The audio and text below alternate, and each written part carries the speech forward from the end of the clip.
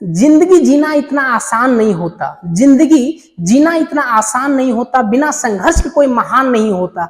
जब तक पड़े ना हथौड़े की चोट, जब तक पड़े ना हथौड़े की चोट, तब तक पत्थर भी भगवान नहीं होता। नमस्कार दोस्तों, आज आप लोग के साथ हम लोग शुरुआत करेंगे एक्सरसाइज 3.2 का क्वेश्चन नंबर 3। चलिए हम लोग देखते हैं इसको कैसे हम लोग शुरू करते हैं। On comparing the ratios A1 by A2, B1 by B2 and C1 by C2, find out whether the following pair of linear equations are consistent or inconsistent। देखिए इस क्वेश्चंस को देखने से पहले मेरा जो पहले वाला वीडियो है एक, उसमें हम डाले हुए हैं, एक वीडियो बनाए हुए हैं, उसमें कंसिस्टेंट और इनकंसिस्टेंट के बारे में बहुत डिटेल से बताया गया है। उसको आप सबसे पहले एक बार देख लें, उसके बाद आप इसको देखेंगे तो आपको ज्यादा से ज्यादा समझ में आएगा। लेकिन फिर भी अगर आप वहां पे उसको अगर कि नहीं देख पा रहे हैं कोई कारणवश, फिर भी आपको यहां से हम इतना जरूर बता देंगे कि आपको पूरा का पूरा समझ में आ जाएगा कंसिस्टेंट क्या होता है और इनकंसिस्टेंट क्या होता है। चलिए सबसे पहले हम लोग यहाँ पे क्वेश्चंस को देखते हैं।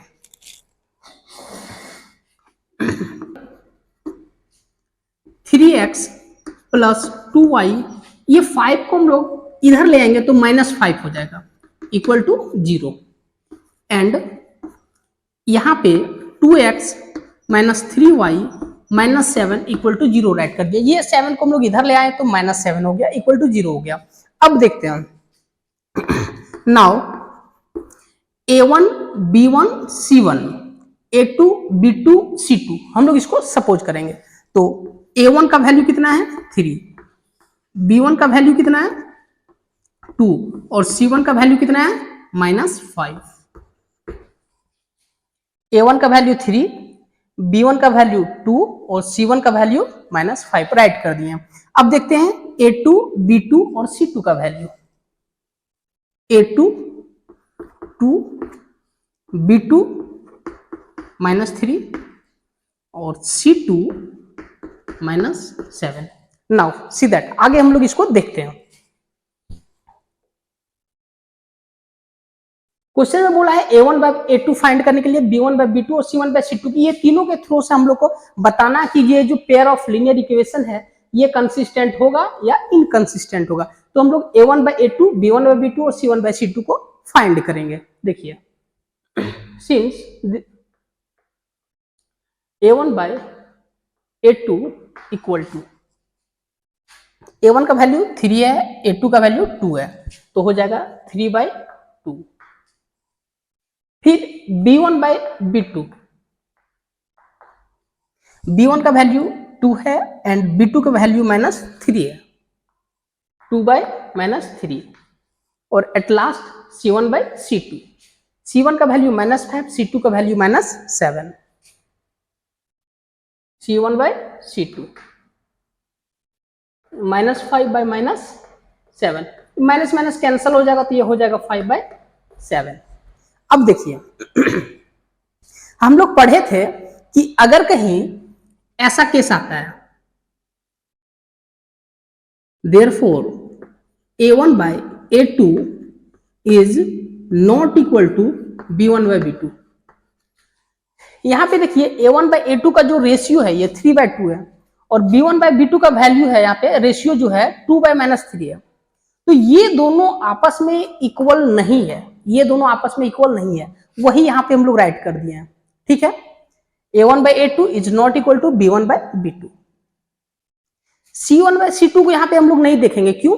क्योंकि यही दोनों इक्वल नहीं हुआ। अगर ये दोनों इक्वल नहीं हुआ तो C1 बाय C2 को हम लोग नहीं देखेंगे। अगर कहीं ये दोनों का रेशियो अगर इक्वल हो जाता तब हम लोग C1 बाय C2 को भी देखते हैं, लेकिन यहीं पे ये दोनों आपस में इक्वल नहीं हो पाया।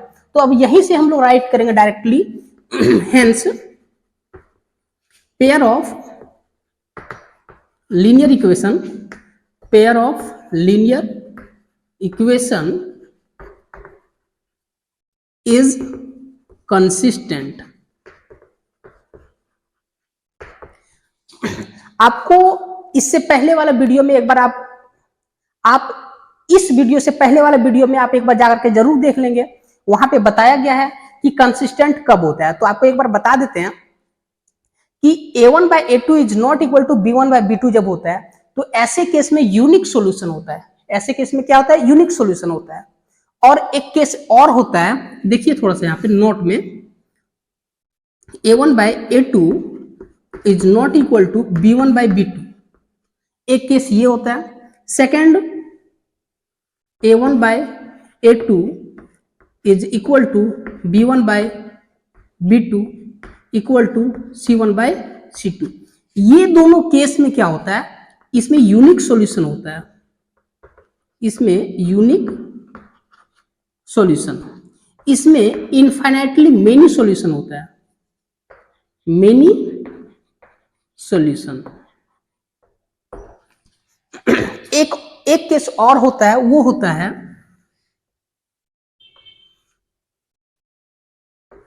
a1/a2 is equal to b1/b2 equal to is not equal to c1/c2।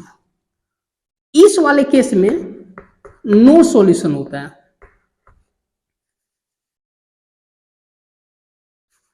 इस वाले केस में नो सॉल्यूशन होता है। तो देखिए, जब यूनिक सॉल्यूशन होता है तो वो कंसिस्टेंट होता है, मींस ये जो है यूनिक सॉल्यूशन वाला कंसिस्टेंट होगा और consistent. a1/a2 is equal to b1/b2 is equal to c1/c2, ये वाला मेनी सॉल्यूशन होता है तो ये भी कंसिस्टेंट होता है, कंसिस्टेंट। और यहां पे देखिए a1/a2 is equal to b1/b2 is not equal to c1/c2 है, तो ये नो सॉल्यूशन होता है। नो सॉल्यूशन होता है तो वो इनकंसिस्टेंट हो जाता है, इनकंसिस्टेंट। ध्यान दीजिए, कंसिस्टेंट हम लोग उसको कहते हैं जिसका कम से कम एक सॉल्यूशन होता है, एटलीस्ट एक सॉल्यूशन होता है। तो यहाँ पे ये यूनिक सॉल्यूशन में एक सॉल्यूशन होता है, इसीलिए इसको हम लोग कंसिस्टेंट कहते हैं। यहाँ पे बहुत सारा सॉल्यूशन होता है, बहुत सारा सॉल्यूशन में एक सॉल्यूशन तो होता ही है, तो इसीलिए इसको भी हम लोग क्या कहते हैं? कंसिस्टेंट कहते हैं। और यहाँ पे देखिए, यहाँ पे एक भी सॉल्यूशन नहीं होता है, लीनियर पेयर में एक भी सॉल्यूशन नहीं होता है। तो एक भी सॉल्यूशन जब नहीं होता है तो इसको हम लोग नो सॉल्यूशन कहते हैं, और साथ ही साथ उसको हम लोग इनकंसिस्टेंट कहते हैं। ठीक है, तो आप लोग शायद समझ गए होंगे। यहां तक ये देख लीजिए, a1/a2 is not equal to b1/b2, तो hence pair of linear equation is consistent. इसका कम से कम एक सॉल्यूशन होता है, ये यूनिक सॉल्यूशन है, तो यूनिक सॉल्यूशन होने के कारण ये क्या हो गया? कंसिस्टेंट हो गया। आशा करते हैं आप इसको समझ गए होंगे। हम लोग नेक्स्ट क्वेश्चन पे चलते हैं। चलिए अब हम लोग देखते हैं क्वेश्चन नंबर 2, 3 का क्वेश्चन नंबर 2 हम लोग देखते हैं। इसमें भी हम लोग देखते हैं, सबसे पहले राइट करेंगे हम लोग 2x minus 3y minus 8 equal to 0 and 4x minus 6y minus 9 equal to 0। ध्यान दीजिए, ये 8 प्लस में है इस साइड, तो दूसरे साइड जाएगा तो माइनस हो जाएगा, और यहाँ पे भी ये पॉजिटिव में है, ये दूसरे साइड जाएगा तो निगेटिव हो गया। अब देखिए यहाँ पे जैसा हम लोग इससे पहले वाला हम बनाए थे, बस वैसे ही हम लोग बनाएंगे। इसको हम लोग a1, ये वाला वैल्यू को b1, इस वाले वैल्यू को c1 कहेंगे। जो वैल्यू है वो हम लोग राइट कर दिए। इस वाले इक्वेशन में देखेंगे a2 equal to 4, b2 equal to -6, c2 equal to -9। अब हम लोग फाइंड करेंगे a1/a2। देखिए, सिंस a1/a2 इक्वल टू 2/4, तो 2 1 जा 2, 2 जा 1/2 आ गया। b1/b2 देखते हैं, -3/-6, 3 1 जा 3, 2 जा 1/2, माइनस माइनस कैंसिल हो गया, 3 1 जा 3, 3 2 जा 6, 1/2 आ गया। और थर्ड देखते हैं c1/c2, -8/9 कट जाएगा, ये 8/9 आया। तो अब यहाँ पे हम लोग क्या देख रहे हैं वो देखिए, a1/a2 का जो रेशियो है 1/2, वो b1/b2 के रेशियो के बराबर है। देखिए A1 by A2 is equal to 1/2 and B1 by B2 is equal to 1/2। Means ये दोनों का रेशियो बराबर है। बट यहाँ पे देखिए C1 by C2 का जो रेशियो 8 बनाने है, तो ये क्या है, ये दोनों से C1 by C2 का रेशियो बराबर नहीं है। यही चीज को हम लोग को राइट करना है। ठीक है, चलिए देखते हैं। Therefore, A1 by A2 equal to B1 by B2 is not equal to C1 by C2। अब देखिए राइट कर दिए, A1 by A2 equal to B1 by B2 is not equal to C1 by C2। यहां से हम लोग देख लिए तीनों से। तो अब हम लोग यहां से बता सकते हैं कि क्या होगा, बताइए आप ही लोग। अभी जैसे बताए थे कि इस टाइप का अगर कंडीशन अराइज होता है तो ऐसे केस में हम लोग क्या कहते हैं, इनकंसिस्टेंट कहते हैं। क्या कहते हैं, इनकंसिस्टेंट कहते हैं। तो उसी चीज को राइट कर देंगे। Hence pair of linear equation is inconsistent, is inconsistent. देख लीजिए कितना आसान है। आप मेरे वीडियो को पूरा देखिए, बिना स्किप किए हुए देखिए, आपको पूरा का पूरा गारंटी के साथ वादा करते हैं कि आपको पूरा समझ में आएगा। अगर नहीं समझ में आया तो आप कमेंट करके बता दीजिएगा, मैं उस दिन के बाद से दोबारा वीडियो नहीं बनाऊंगा। ठीक है, चलिए आप ये शायद समझ गए होंगे। अब हम लोग फिर से देखते हैं थर्ड क्वेश्चन। इसका 2 नंबर क्वेश्चन देख लिए, अब देखते हैं इसका 4 नंबर का क्वेश्चन। थर्ड नहीं देखते, 4 नंबर का question. Here 5x minus 3y minus 11 equal to 0। ये देखिए पॉजिटिव में दिया है, दूसरे साइड जाएगा तो नेगेटिव हो जाएगा, तो यहाँ पे माइनस 11 राइट किया।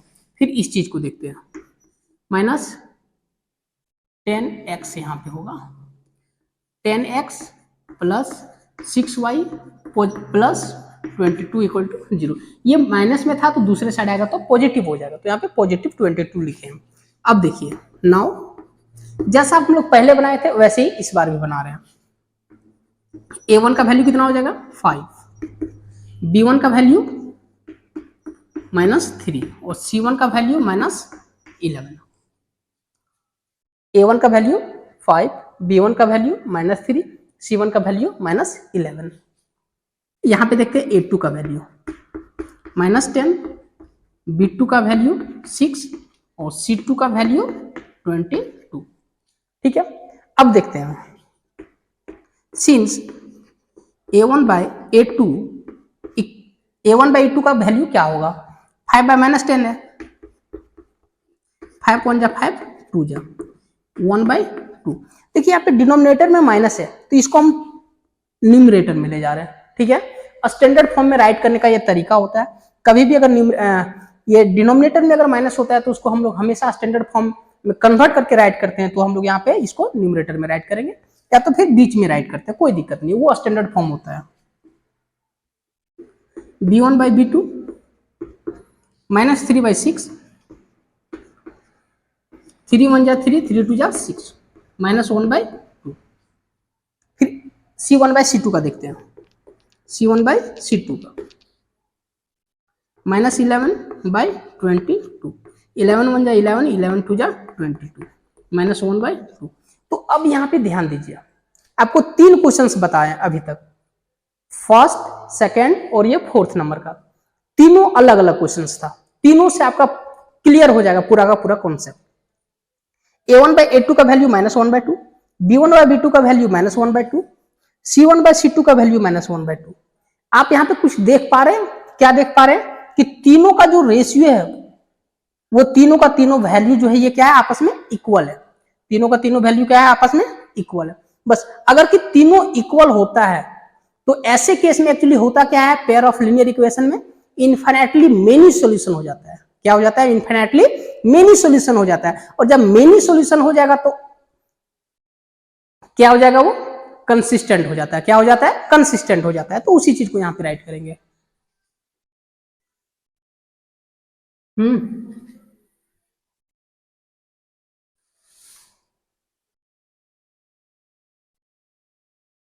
Therefore, A1 by A2 equal to B1 by B2 equal to C1 by C2 हो गया। हेंस ऐसे केस में क्या होता है, hence pair of linear equation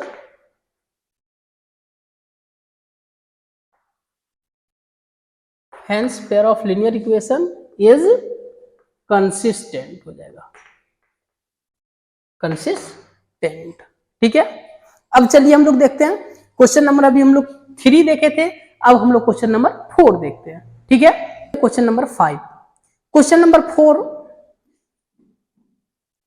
एक तरह से अगर देखा जाए तो हम क्वेश्चन नंबर 4 को आपको बता चुके हैं, क्योंकि क्वेश्चन नंबर 3 के जैसा ही वो बनेगा, और उसमें जो ग्राफिकल मेथड वाला बोला गया है बनाने के लिए, वो आप क्वेश्चन नंबर 1 के जैसा बना सकते हैं, जो कि हम पहले ही बता चुके हैं। और इसी एक्सरसाइज का क्वेश्चन नंबर 7 जब बताएंगे तो वो आपका क्वेश्चन नंबर 4 को क्लियर कर देगा, इसीलिए क्वेश्चन नंबर 4 को भी हम स्किप कर दिए हुए। क्वेश्चन नंबर 5 पे आते हैं, क्या दिया हुआ है देखते हैं। Half the perimeter of a rectangular garden whose length is 4 meter more than its width is 36 meter means perimeter का हाफ दिया, एक रेक्टेंगुलर गार्डन है जिसका पेरीमीटर का आधा जो है वो 36 मीटर है। तो बोला find the dimension of the garden. Dimension of the garden means उसका लेंथ फाइंड करना है और ब्रेथ फाइंड करना है हम लोग को। जैसे देखिए यहाँ पे एक गार्डन है, ये रेक्टेंगुलर शेप में है।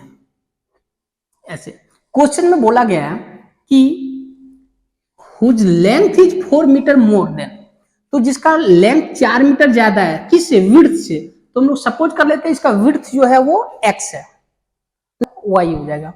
देयरफॉर यहाँ पे लेट कर लेते हैं, let the width of rectangular garden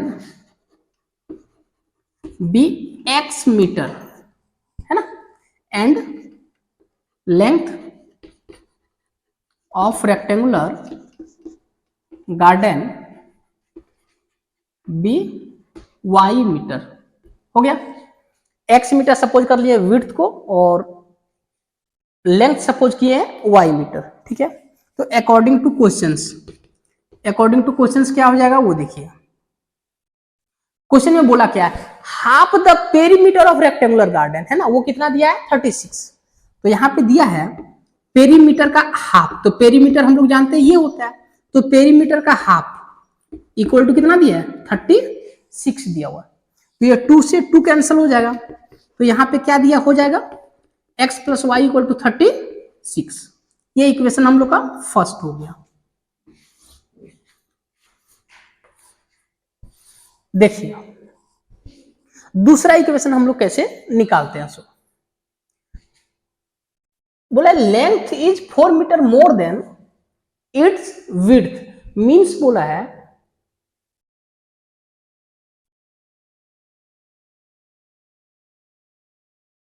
and ये क्या है, लेंथ है, तो लेंथ जो है वो 4 मीटर ज्यादा है किससे, विड्थ से, तो इसमें 4 हम लोग ऐड कर देंगे, है ना, क्योंकि ये एक्चुअली क्या है कि इसमें 4 ज्यादा ये ऑलरेडी है, इसमें इंक्लूड है, सपोज कर लीजिए 4 इसमें इंक्लूड है, तो x में मींस विड्थ में जब हम लोग 4 इंक्लूड करेंगे तभी ना ये दोनों आपस में इक्वल होगा, इसीलिए हम लोग यहाँ पे क्या लगाए हैं 4 लगाए हुए हैं। ठीक है, इसमें क्या है कि 4 ऑलरेडी जुड़ा हुआ है, क्वेश्चन में ही दे दिया हुआ है, तो इसमें 4 तो लगा हुआ है, तो अब ये विड्थ में हम लोग 4 ऐड करेंगे तभी ना ये दोनों बराबर होगा आपस में, इसीलिए यहाँ पे हम लोग क्या किए हैं 4 को लगाए हैं। अब देखिए इसको क्या करेंगे, ये y को हम लोग इधर ले आते हैं और ये 4 को हम लोग दूसरे साइड ले जाते हैं, ये उधर जाएगा तो हो जाएगा x minus y equal to -4, ये 4 को इधर ले आए और y को उधर ले गए, तो देखिए यहाँ पे ये ऐसे हो गया, ये हो गया इक्वेशन नंबर 2। अब इसको हम लोग फ्रॉम 1 एंड 2 से बनाते हैं, फ्रॉम 1 एंड 2, फ्रॉम 1 एंड 2 क्या हो जाएगा, x plus y equal to 36 है और x minus y equal to कितना है -4 है। अब देखिए ये दोनों कैंसिल हो जाएगा, x और x कितना हो जाएगा 2x इक्वल टू कितना हो जाएगा ये 32, तो x इक्वल टू कितना हो जाएगा 2 से डिवाइड हो जाएगा, तो 16 हो जाएगा। 2 1 जा 2, 2 16 जा। देयरफॉर x इक्वल टू कितना आ गया 16 एंड y इक्वल टू कितना हो जाएगा बताइए। तो देखिए यहाँ पे हम लोग पुट कर देंगे, है ना। तो यहाँ पे हो जाएगा x plus 4 means that 16 plus 4 बराबर 20 मीटर। देयरफॉर यहाँ पे हम लोग एक वर्ड राइट करेंगे हम लोग कि विड्थ जो है हम लोग का विड्थ इक्वल टू 16 मीटर आया और लेंथ जो है कितना आ गया हम लोग का 20 मीटर। यही दोनों हम लोग का क्या बोला है फाइंड करने बोला, यही दोनों हम लोग को फाइंड करने बोला है और यही दोनों हम लोग का क्या हो जाएगा आंसर। ये दोनों को ही हम लोग क्या कहते हैं डायमेंशन कहते हैं।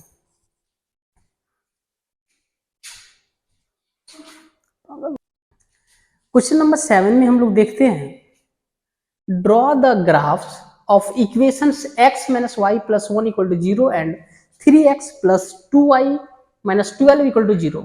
Determine the coordinates of the vertices of the triangle formed by these lines. ये दोनों लाइन और साथ ही साथ x एक्सिस के हेल्प से जो एक ट्रायंगल बनेगा, ठीक है, उसका हम लोग को वर्टिसेज फाइंड करना है और साथ ही साथ शेड भी करना है, शेड द ट्रायंगुलर रीजन, और साथ ही साथ उसको हम लोग क्या करना है शेडिंग भी कर देना है। ठीक है, चलिए देखिए बहुत आसान है, इसको आप सिर्फ देखिए, लगे रहिए, कंटिन्यू रहिए आप मेरे वीडियो में, बिना स्किप किए हुए देखिए, टोटल का टोटल आपको समझ में आ जाएगा। ठीक है, चलिए बनाते हैं हम लोग, देखते हैं। दिया हुआ है given that x minus y plus 1 equal to 0, ये इसको हम लोग इक्वेशन 1 सपोज कर लेते हैं, और नेक्स्ट वाला 3x plus 2y minus 12 equal to 0, ये इक्वेशन 2 हो गया। ठीक है, अब देखो ये दोनों इक्वेशन से हम लोग दो टेबल क्रिएट करेंगे और टेबल क्रिएट करने के बाद हम लोग डायरेक्ट फिगर ग्राफ हम लोग ड्रॉ करेंगे और वहां पे हम लोग देखते हैं कैसे ट्रायंगल बनेगा। देखिए फॉर इक्वेशन या फ्रॉम इक्वेशन राइट करते हैं ना, फ्रॉम इक्वेशन 1 टेबल हम लोग इसको बनाएंगे। ये इक्वेशन नंबर 1 के लिए टेबल है ना, फिर इक्वेशन नंबर 2 के लिए बनाएंगे हम लोग।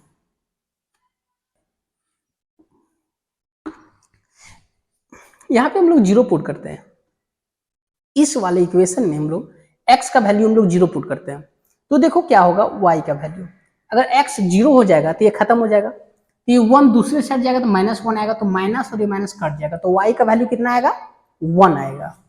जब x का वैल्यू 0 पुट करेंगे तो y का वैल्यू कितना आएगा 1 आएगा। आगे देख लीजिए एक बार और इस चीज को, यहाँ पे जब x का वैल्यू 0 पुट करेंगे तो y का वैल्यू देखिए क्या होगा, ये -y ये दूसरे साइड चला जाएगा तो -1 हो जाएगा, तो y इक्वल टू क्या हो जाएगा, जब x का वैल्यू हम लोग 0 पुट किए हैं तो y का वैल्यू कितना आया 1 आया, वही हम लोग यहाँ पे राइट किए हैं। आगे देखिए यहाँ पे हम लोग 1 पुट करते हैं, सॉरी x की जगह पे अगर हम लोग 1 पुट करते हैं, ठीक है, तो चलिए देखते हैं क्या आएगा। x की जगह पे 1 पुट कर दिए, ठीक है, अब देखिए ये 1 और ये 1 कितना हो जाएगा 2 हो जाएगा, तो 2 माइनस वाई इक्वल टू 0, ये y दूसरे साइड जाएगा तो y दूसरे साइड जाएगा तो क्या हो जाएगा y इक्वल टू 2।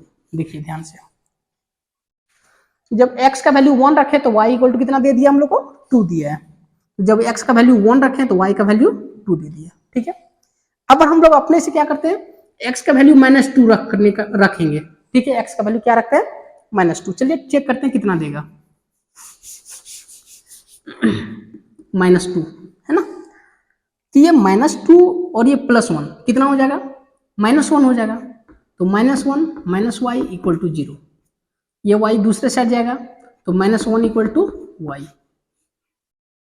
देखिए x का वैल्यू जब -2 हम लोग रखे हैं तो y का वैल्यू कितना दिया है -1 दिया है, तो यहाँ पे हम लोग -1 राइट करेंगे। ठीक है, अब हम लोग क्या करते हैं x की जगह पे 2 पुट करने की कोशिश करेंगे। ठीक है, x का वैल्यू कितना पुट कर देते हैं 2, देखते हैं क्या देगा। देखो x के जगह पे 2 पुट किया तो 2 और 1 कितना हो गया, ये 3 हो गया। तो 3 माइनस वाई इक्वल टू 0, ये दूसरे साइड जाएगा तो 3 equal to y, y equal to कितना हो गया 3 हो गया। तो यहाँ पे हम लोग 3 पुट कर देंगे। तो हम लोग टेबल 1 क्रिएट हो गया, ये टेबल 1 जो है इक्वेशन नंबर 1 से हम लोग का आ गया। अब हम लोग देखते हैं फ्रॉम इक्वेशन 2 से, ठीक है, यहीं पे हम लोग देखेंगे फ्रॉम इक्वेशन 2 से। ध्यान दीजिए, आप ये जो बना रहे हैं इसको बनाने का जरूरत नहीं है, आप है ना, आप रफ में कहीं कर लीजिए और आप यहाँ पे डायरेक्टली राइट कर सकते हैं।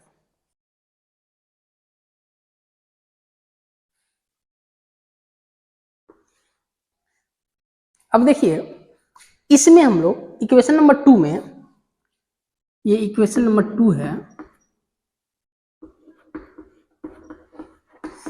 4 पुट करते हैं एक्स की जगह पे, ठीक है, एक्स की जगह पे कितना पुट करते हैं 4। तो अगर 4 पुट करेंगे तो देखिए कितना हो जाएगा, 4 3 जा 12, ये कितना हो गया 12 हो गया। तो देखिए ये +12 ये माइनस, सॉरी ये +12 ये -12 दोनों कट जाएगा। अब कट जाएगा तो कितना बचा 2y इक्वल टू 0, तो y इक्वल टू कितना होगा 0 होगा। देखिए जब x का वैल्यू हम लोग 4 पुट किए हैं तो y का वैल्यू कितना दिया है 0 दिया हुआ, तो यहाँ पे 0 पुट कर दिए हम लोग, है ना। अब देखिए x का वैल्यू हम लोग 2 पुट करते हैं, अब हम लोग x का वैल्यू 2 पुट करते हैं, x का वैल्यू कितना पुट किया 2, यहाँ पे 2 पुट करेंगे, 3 2 जा 6 plus 2y minus 12 equal to 0, 2y equal to, देखो ये 12 दूसरे साइड जाएगा तो प्लस हो जाएगा और ये 6 जब दूसरे साइड जाएगा तो -6 हो जाएगा।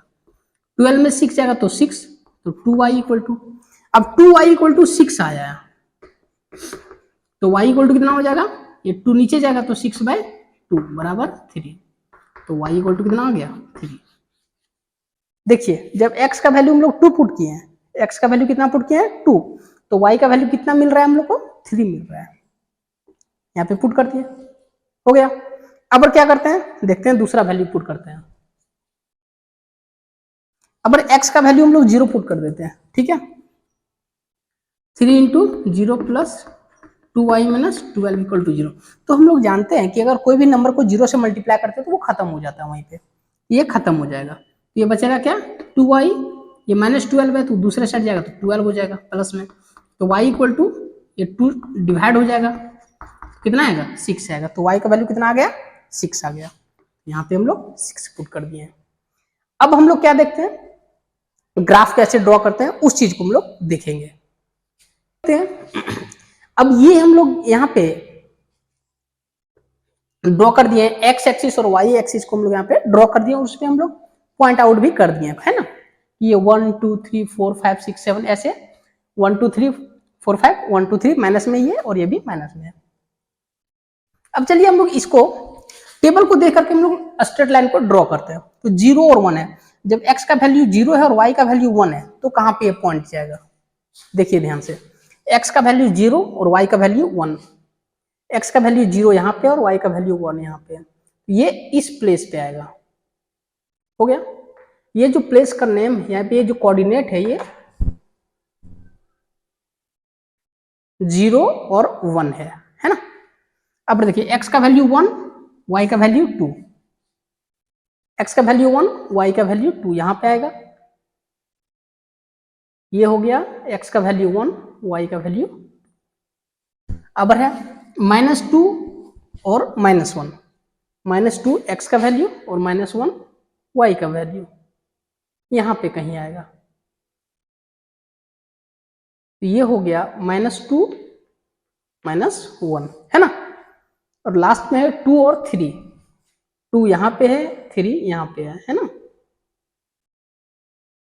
ये हो गया 2 और ये 3।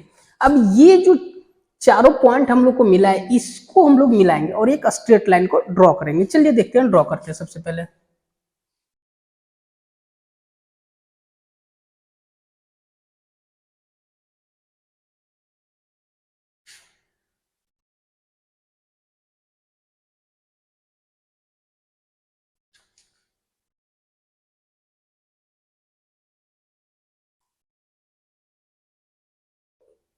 देखिए हम लोग ड्रॉ कर दिए, ये एक स्ट्रेट लाइन बन गया है ना।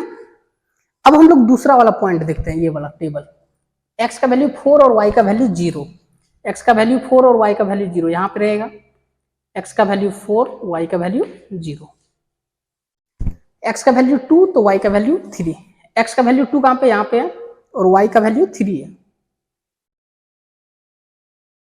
यहाँ पे कहीं जाएगा तो यहाँ पे ही रखें है ना, यहाँ पे राइट किया हुआ है पहले से, और x का वैल्यू 0 तो y का वैल्यू 6, x का वैल्यू 0 तो y का वैल्यू 6 यहाँ पे है ना। ये हो जाएगा हम लोग का पॉइंट जो होगा वो क्या होगा, 0 6 हो जाएगा। अब ये तीनों पॉइंट को मिलाएंगे 1 2 3,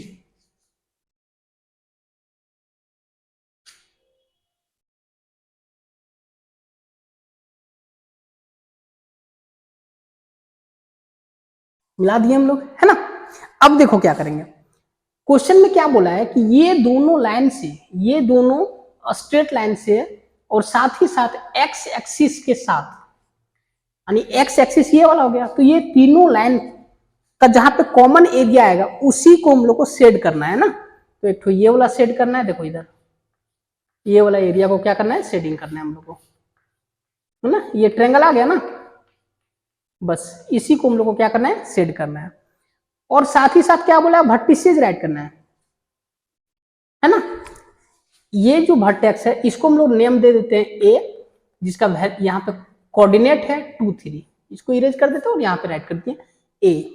यहाँ पे देखिए एक बी हो जाएगा, इसका कितना हो जाएगा वर्टेक्स, -1 और 0 है ना, -1 और साथ ही साथ 0। एक यहाँ पे हो जाएगा, ये हम लोग सी दे देते हैं और ये 4 और 0 हो गया। तो बस इस क्वेश्चन में हम लोग को इतना ही करना था और यही हम लोग का आंसर हो गया है ना।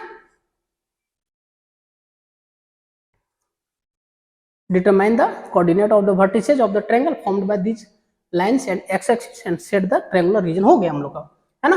अगर आपको राइट करने का मन है ऐसे तो राइट कर दीजिए, ए का वैल्यू, ए का कोऑर्डिनेट, बी का कोऑर्डिनेट और साथ ही साथ सी का कोऑर्डिनेट, बस और कुछ नहीं करना है, यही हम लोग का आंसर हो गया, इतना ही करना है। चलिए आशा करते हैं आपको ये एक्सरसाइज 3.2 बहुत अच्छी तरीके से समझ में आया होगा, और अगर समझ में आया है तो आप हमारे वीडियो को लाइक करें, शेयर करें और हमारे चैनल को अगर सब्सक्राइब नहीं किए हैं तो जरूर करें। Thank you.